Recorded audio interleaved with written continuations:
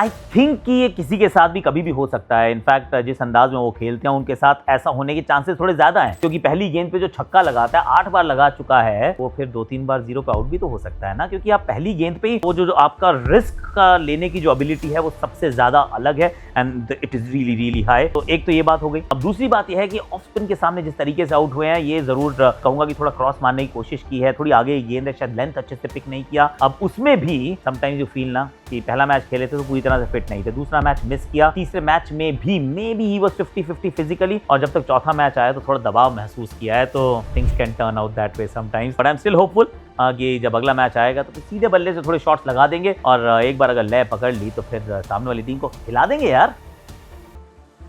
मुझे ऐसा लगता है कि भारत को थोड़ा सा रियलिटी चेक तो जरूर मिला, और ये शुरुआत में मिल गया जो अच्छी बात है, क्योंकि जब हम यहाँ पे पहुंचे थे बायलैटरल हम सिर्फ जीत नहीं रहे थे, हम डोमिनेट कर रहे थे और एक पर्टिकुलर ब्रांड ऑफ क्रिकेट खेल रहे थे विच वाज लाइक कि हम तो सिर्फ छक्कों में डील करते हैं, हम 250-300 बनाते हैं। तो फिर यहाँ पर एहसास हुआ कि पिचेस थोड़ी सी बदल गई हैं। अगर आप इन पिचेस पे खेलते हैं तो मे भी कई बार आपको ग्राफ्ट करना पड़ता है, कई बार आपको अपने वो अहंकार को साइड में रखना पड़ता है और पिच को खेलना पड़ता है, not just the format. I think we started playing the format a bit too much, और शायद वो कई बार ऐसा आप खेलते आओ, डोमिनेट करते आओ, सामने वाले को डेसिमेट करते आओ, तो ना एरोगेंस भी आ जाती है कि हम तो ऐसे ही खेलते हैं, सामने वाला कोई है नहीं। तो थोड़ा सा आईना हमें जरूर दिखा है, थोड़ा सा रियलिटी चेक हुआ है, which is not a bad thing, क्योंकि अब जब यहाँ एहसास हो गया है कि ऐसी ही पिचेस हैं, ऐसा ही खेल चलेगा, तो फिर मुझे लगता है कि सुपर 8 में हम उन चुनौतियों के लिए थोड़े से बेहतर प्रिपेयर्ड होंगे। एंड कई बार होता है कि आप बिल्कुल एहसास नहीं करते, अब तो एहसास हो गया है ना कि हमें एसोसिएट नेशंस ने भी तो तंग किया है।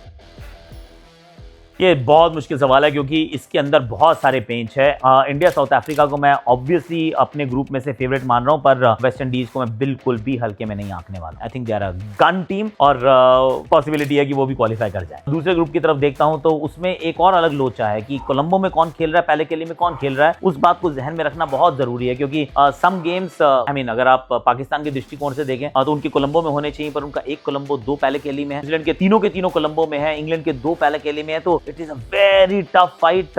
England New Zealand are the 2 best teams, पर पाकिस्तान के चांसेस मुझे अभी भी अच्छे लगते हैं, क्योंकि एक उनका दिन का मैच भी है, तो वहां तो स्पिन चलेगी ना।